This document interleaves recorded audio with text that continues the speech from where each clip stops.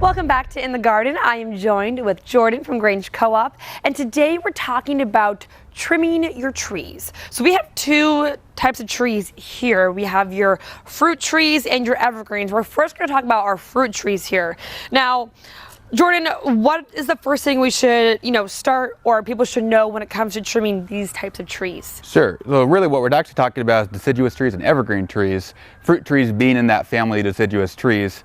They're dropping their leaves. Often they are domesticated to the point where they could benefit from a little bit of shaping. It's going to improve the tree's overall health and also make it easier for you, the gardener, harvesting, getting around it, working in maybe your tight garden space. Okay, so how do we know which branch needs to be? Where to snip? Where do we know where to snip? Pruning is probably one of those things that's makes gardeners really nervous.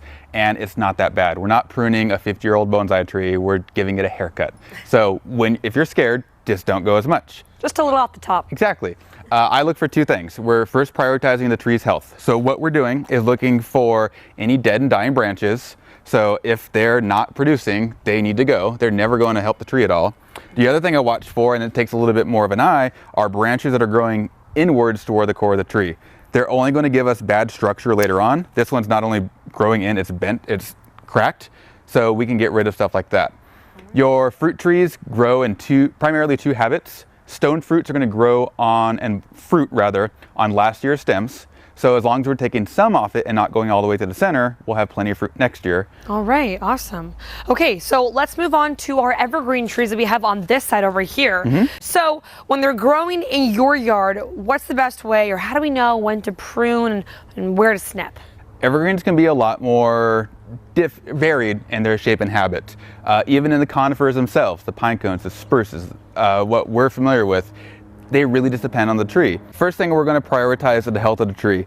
Any dead and dying branches are not going to be for the benefit of the tree's growth. If anything else, they're just getting in the way of that new growth to come out. What we don't want to do though is cut so far into where something is growing that we're going to the old wood, 3, 4, 5 years old.